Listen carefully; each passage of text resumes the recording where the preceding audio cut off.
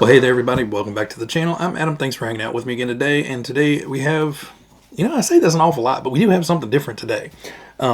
This is not a Tamiya buggy or truck or Kyosho or a vintage thing. This is actually, modern, which is weird. Don't do too many modern things.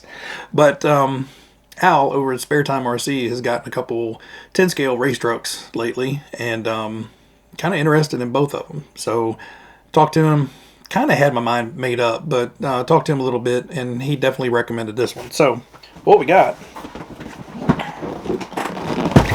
was the HoBao Hyper TT 2.0. So this is like 1/10 scale Truggy. Can't really call it a monster truck, can't call it a stadium truck. It's definitely a Truggy. Now, of course, it does have that more modern cab forward design to it. Still not sold on it, but since this is a specific vehicle, I'm gonna try to learn to love it. Now this has a whole ton of features and adjustability and stuff in it that I may never actually figure out, but I'm keen to get it out, see what's going on with it, and get it out on Al's track. Now this one may be a little bit too big, too fast for my track. I'll probably still take it out there to, get used to it and, trial it around. Not really going to be a yard basher, I don't think. But we'll see. So what I'm going to do, instead of reading the stuff off the box and on to you, I'm going to pull it out. Now, this is the assembly kit. Now, by assembly kit, they just mean that, you have to do some assembly. So we have instructions, rear wing, some hardware. We have the body, some squishy mini pins tires for all the way around, and then your chassis. So yeah, that's it, built, done. So yeah, there's not a whole lot to actually, build on this. Basically, you're sticking the tires on, gluing those on, painting the body, and then driving it. Well, you do have to put your electronics in. So, some differences for you guys that aren't into the modern stuff. This has a center diff, rear diff, front diff. So you can tune all three with different oils. Pretty sure in the manual it said like 7,000 in the front, 5,000 in the rear, and I'm assuming probably 5 to 7 in the center. Normally it's kind of whatever you're running in the rear, you're probably running in the center, from what I've gathered. I don't know much about setting up all these things. Big aluminum front and rear shock towers. Now they do sell the carbon fiber shock towers. It has big plastic arms on there. Now another hop up that they offer is the kind of open web front rear arms with carbon fiber inserts. And I believe you can actually put the carbon fiber inserts in these. I'm not sure. But hopefully we don't need them. Big plush big bore shocks on here, threaded aluminum bodies. They have dust boots on the shocks, and front and rear sway bars. The rear sway bar is pretty thick. Front sway bars, well, actually I don't know, they're probably about the same. So you have front and rear sway bars on here. Like I said, you got this big top brace to brace the chassis, big aluminum chassis pan. Now, as far as electronics, what I picked up was a EcoPower WP120S. Basically, that's it's their waterproof speed servo. So the specs on the servo are 6 to 8.4 volts input. At 6 volts, it's 0.09 seconds. At 60 degrees, 7.4 volts is 0.7 seconds.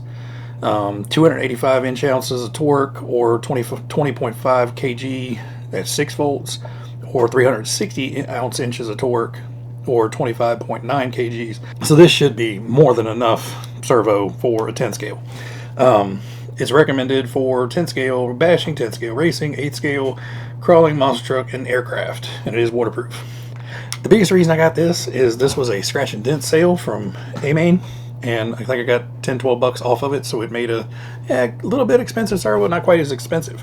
But I wanted to get something responsive, quick, and tough to put in here. Now, we're just going to put in the standard Spectrum receiver. And then we have a Hobby Wing brushless system. I don't remember what I pulled this out of. May have been the Rift. I don't remember. But Easy Run Max 10, SCT, speed controller, and this is the Easy Run 3660 4000 kV. This is the G2 version. So hopefully this will get this up and moving quickly.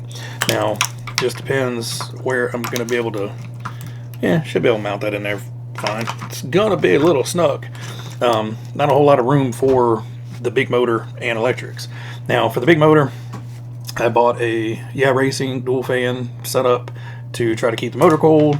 But if the dual fan doesn't fit in there, I have a single fan unit as well. But I'm pretty sure the dual fan will fit in there just fine.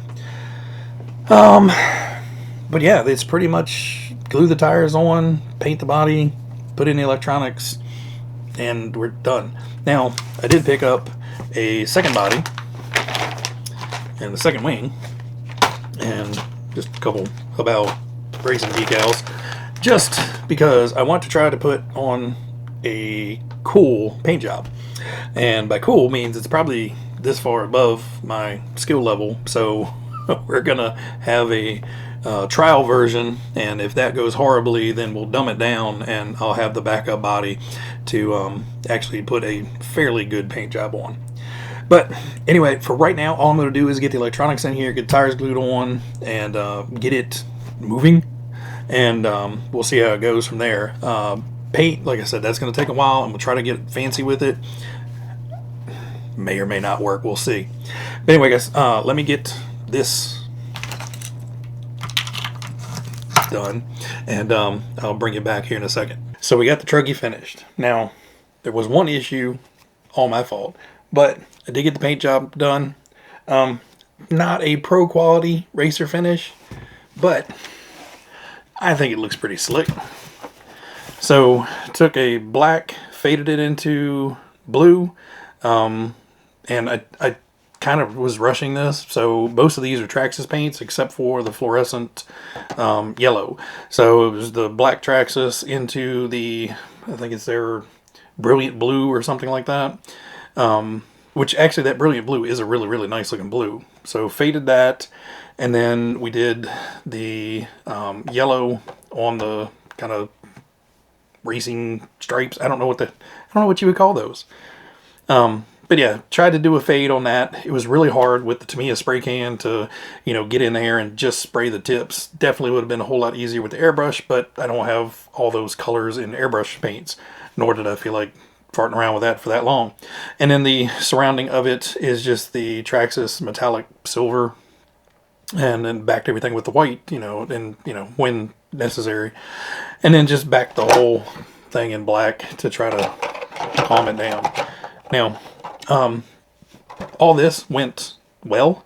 You're packing a lot of stuff into this side, so it's just wire management and stuff like that. Now, like I said, everything went in fine. The only issue I had was, in order to get the motor in, it's easier to pull out that center diff. Well, to pull out the center diff, you basically have to, it's easier to just pull off the whole rear end, which isn't much, it's just 4 screws, but because there's no short drive shaft in there, it's basically direct connection from the diff to the rear housing. You can't just pull it out. Not a big deal, just figuring things out because I didn't build it, so I don't know how it goes together, which, is kind of cool. I do know how at least, this much goes together. Front, still a little foreign because I haven't touched it.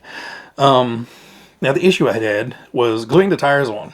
I went out and bought a brand new bottle of CA because I needed more.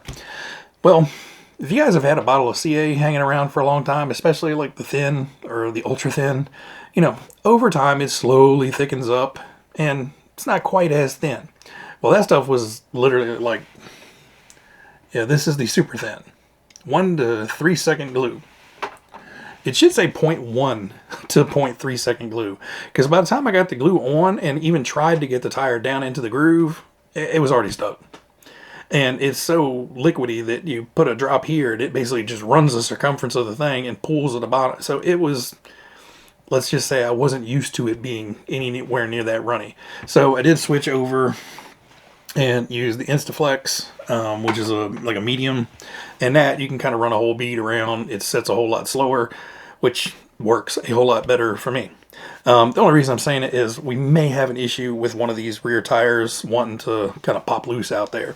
Fronts, I think I got on really well. The rears, there was one or two issue spots, and once the glue kind of got on the tire, you know, I tried re-gluing it and it just didn't want to take. So I don't know.